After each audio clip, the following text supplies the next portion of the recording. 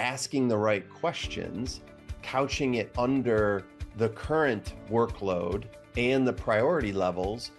So, you hope that the principal is like, oh yeah, I told you to do that last week, that it was a top priority, but now it's no longer operable. Okay, then you have something to work with. The assistant would be like, oh, well, that's going to save me a lot of focus. I'm going to pull that off. I can slot this new request in. We'll see how long we go. The key, though, is to create that flow of context.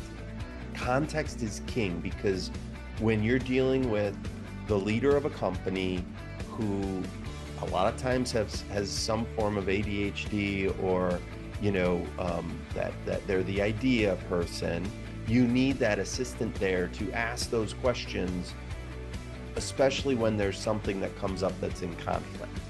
Like, you told me this 3 days ago, but now you're telling me this, and we can work with that. But just so you know, that thing you told me 3 days ago has to be put on the back burner. Welcome to Grow Think Tank. This is the one and only place where you will get insight from the founders and the CEOs of the fastest growing privately held companies. I am the host. My name is Gene Hammett. I help leaders and their teams navigate the defining moments of their growth. Are you ready to grow? Today, we're going to talk about a culture of immense respect, what that does to drive growth in your company. When you think about the kind of culture you want, I'm sure that you want a culture that has high integrity, has high performance, and has all the other things that make you happy.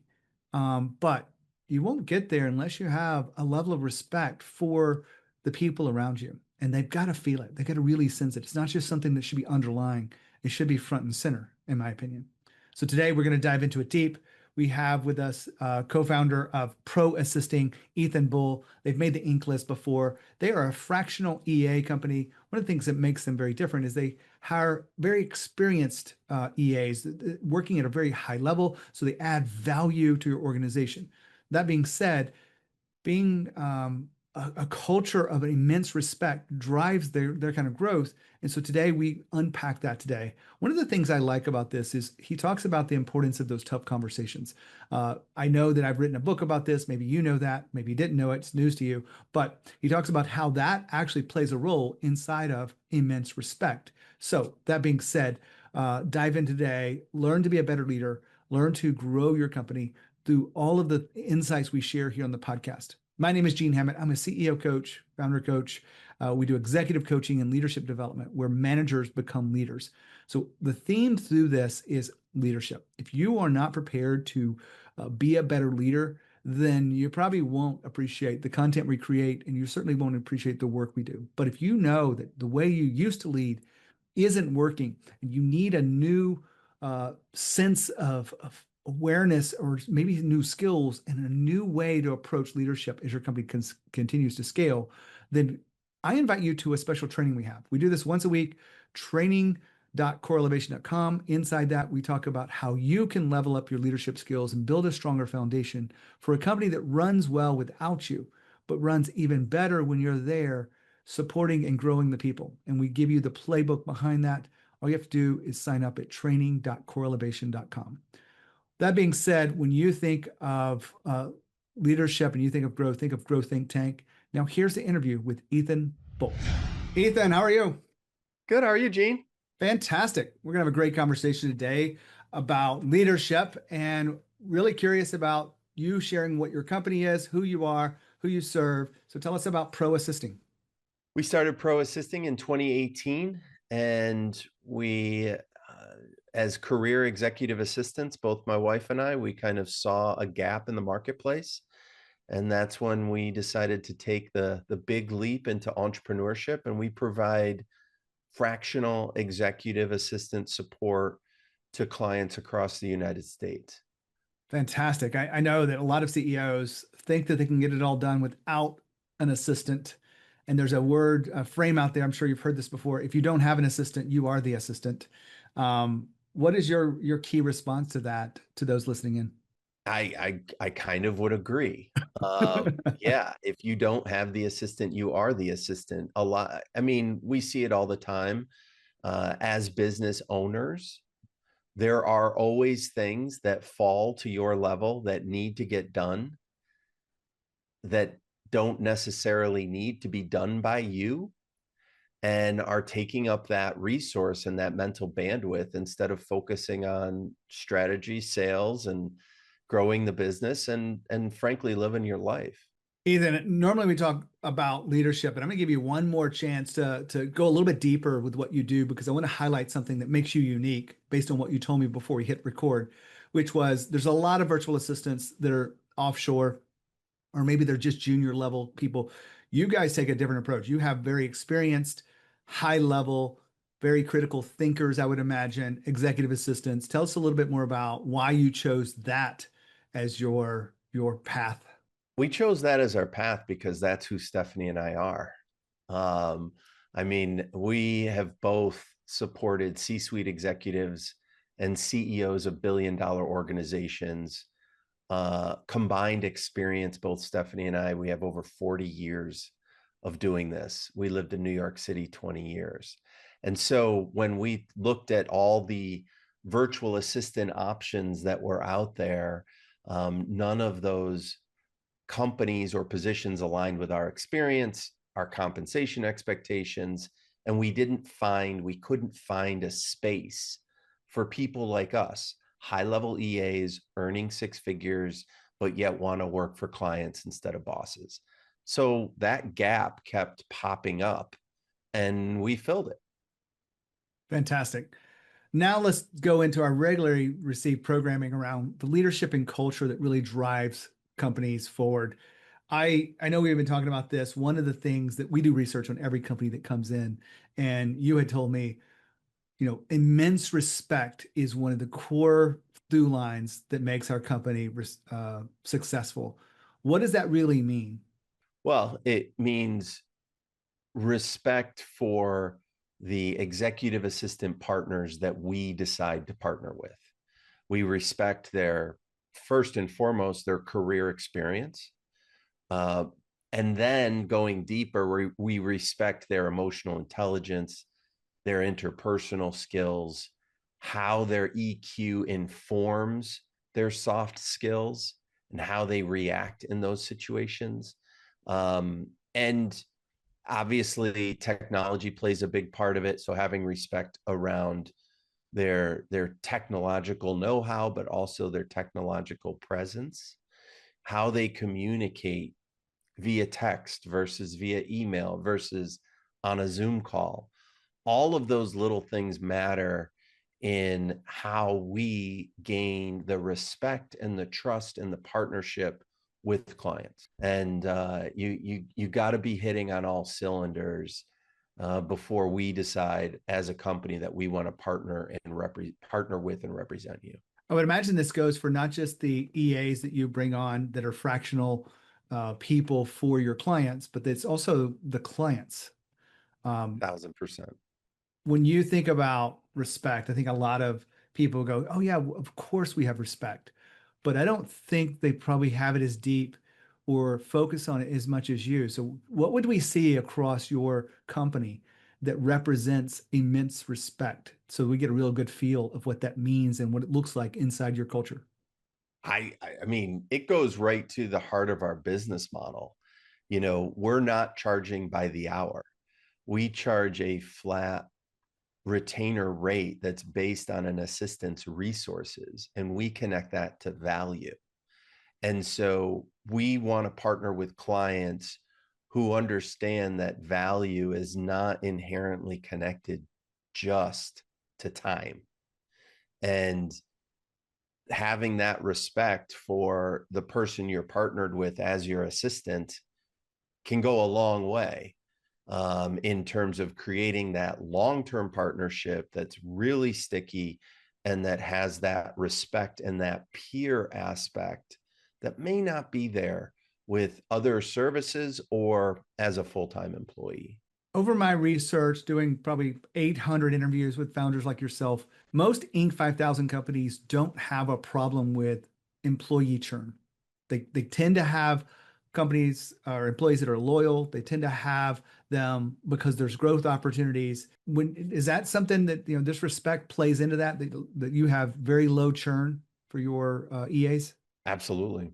I mean, again, we felt the compensation model in our industry was kind of taken out of Tim Ferriss's book, The 4-Hour Work Week, and that oversees virtual assistant support, and brought to the United States of let's pay this person to do this executive assisting work as low as possible.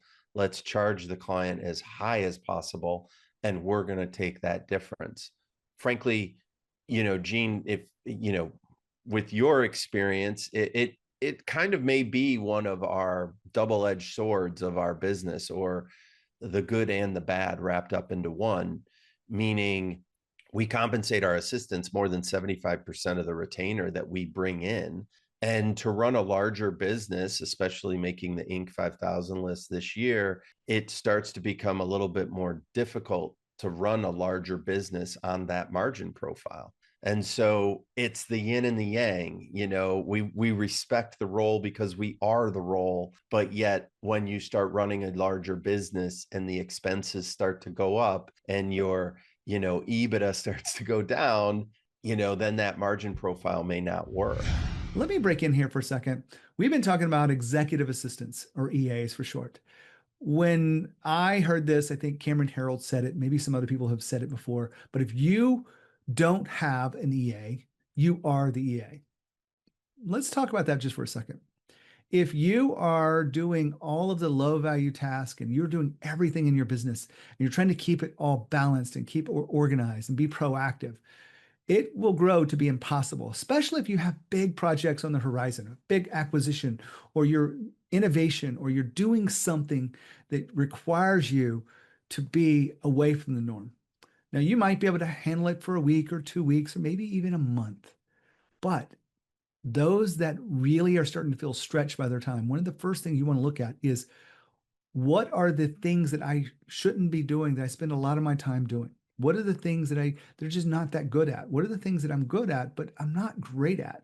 And what are the things that are really kind of keeping me from doing the high value work of CEO work? That if you can kind of write some of those questions down and then answer them for yourself, it will tell you, do you need to be looking or considering to have an EA? Now, I have executive assistants. I have for the last probably 10 years growing my business because I believe in this. And I know that there's cheap versions and there's versions where there's people that are offshore and whatnot. I've used both. I'm telling you right now, you want to make sure you have someone that you can count on, that you can trust, and that is proactive around this. That's one of the things that I value. And so you want to make sure that you have that as a support system for your growth as a company. I say this from experience, but if you don't have an EA, you are the EA, meaning you are spending more time on the small things, and you should be letting go of those as you continue to scale up your own leadership and your company. Now back to Ethan. Ethan, we're talking about what makes you guys successful. I'm always curious, and there's one reason why I have this podcast is really trying to tune into the leadership principles that really do drive the success of your company. So if you, other than respect, what would you say are the leadership principles that drive ProAssisting and you? I think curiosity is a big one for us because I see it on both sides of the equation. A lot of times, an assistant will come to us and want to partner with us, and there's a lot of curiosity around underneath the experience that is shown on their LinkedIn profile. And sometimes that can uncover good or bad things. And the same thing goes for the client side. When I'm speaking to a prospect, a lot of times they'll come to me telling me that they know what they need. But then after I get curious and start to peel back the layers of that onion, if you will, I notice that either one, they really do need our support and we can really move the needle for them, or two, an executive assistant is not what they need. and understanding that. And the funny thing is when we start a business, you kind of have to take all comers. You kind of have to say yes to everyone, because you need that revenue, you need that generation of capital to keep the business going. And fortunately, hopefully, you get over that hump to where you can be a little bit more discerning and let curiosity play more of a role, because we need to align expectations with what we're providing. And if that's not aligned, the client's going to churn, the assistant's going to be out of a client. It's not going to work. So, yeah, you're catching me a little off guard, but I really think curiosity plays a big role in it. No, I love curiosity. And, we got here because one of the things that we talked about before we cut on the record is the importance of having the tough conversations. And I'm kind of curious, like you probably have tough conversations with your team members whenever needed. You don't have that, a lot of people have a conflict avoidance and whatnot. And of course, I wrote a book with my wife around tough conversations.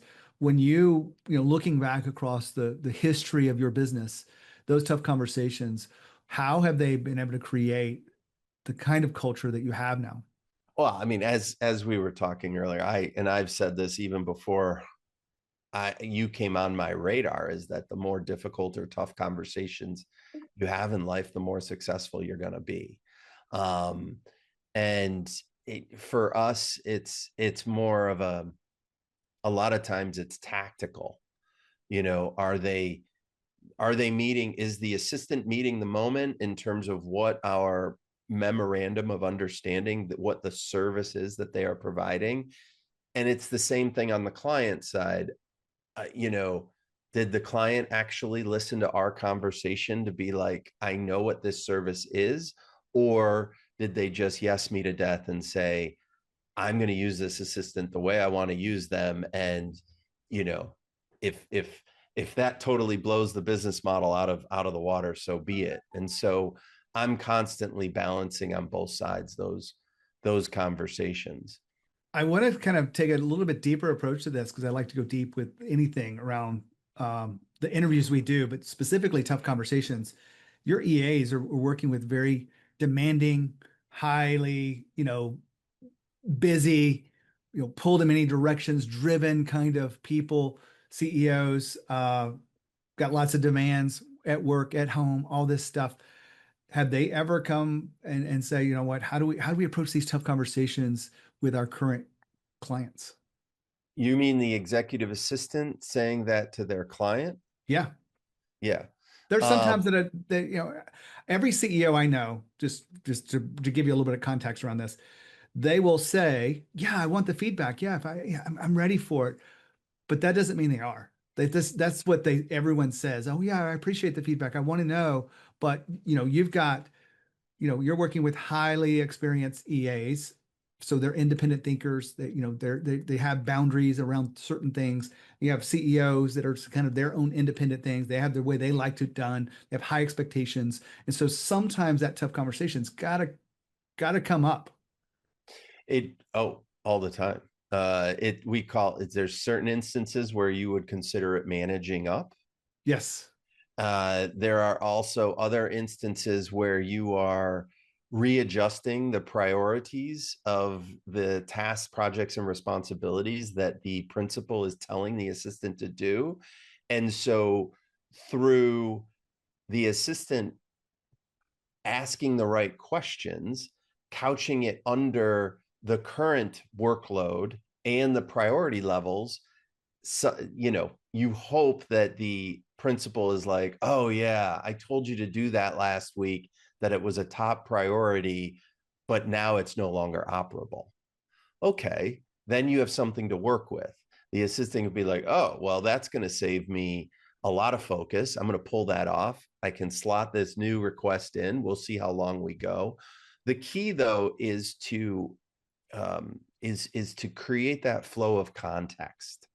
Context is king, because when you're dealing with the leader of a company who a lot of times has some form of ADHD, or that they're the idea person. You need that assistant there to ask those questions, especially when there's something that comes up that's in conflict. Like, you told me this 3 days ago, but now you're telling me this, and we can work with that. But just so you know, that thing you told me 3 days ago has to be put on the back burner. And we were talking about this earlier as well. I always want our assistants to come at it from the perspective of empathy, of saying to their client, I know you're being pulled in so many different directions. I know that this deadline is coming up, and we're all running around with our hair on fire, but can you just focus and give me these, can you just give me these answers to these 3 questions? And usually they're tough questions to answer, because if they were easy, it would have already happened. But being able to have that conversation. And that's the thing, like, with the principal EA relationship, we encourage our clients right from the get-go, from the first email we send them, that you need to deliver a rolling review. It has to happen in the moment. You don't collect either mistakes or things you want changed differently and deliver that at the 30-day mark or the 90-day mark. It just, you need to have that flow of context and desire for change or adjustment in the moment. And it's a really personal relationship, and that's a benefit to our business, because when it works, it's really sticky. Let me interject one more time here. Ethan mentioned managing up. So in context of this is where a less experienced or a lower authority employee is willing to manage up, have a conversation with someone with a higher level of authority. It could be a CEO, it could be, a CMO or someone else that's higher than them. Now, everyone says they're open to feedback, but my hope is that you will start off the relationship with, sort of a really good understanding, or set the expectations that you appreciate feedback, that you want someone that will give you the honest truth, that they will tell you, that you want them to do it with respect. We're talking about, this whole episode is about immense respect. So I tell everyone, like, make sure you bring respect to those moments where you're managing up, but don't shy away from them. Have the courage to have those conversations. Now, you as CEOs that are probably listening into this, how do you have those relationships or conversations with your team members? Well, one way is to actually set the intention that that's what you expect.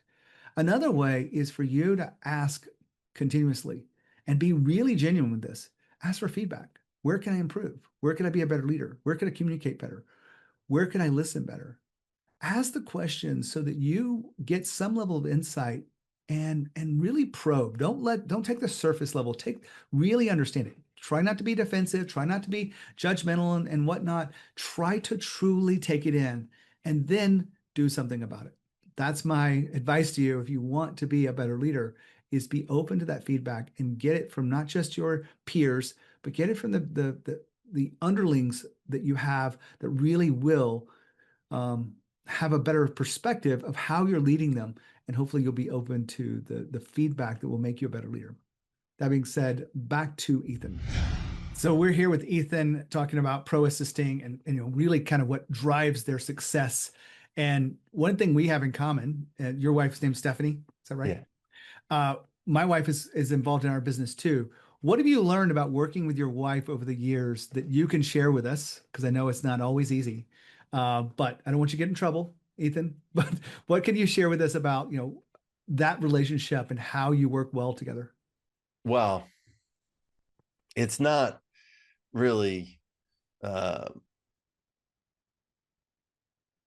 do I put this? So it's kind of that same conversation that we get whenever we run into someone who's a couple that's newly engaged, and they're like, oh my goodness, we just got engaged. You guys look so happy. You've been together for so long. What's your advice?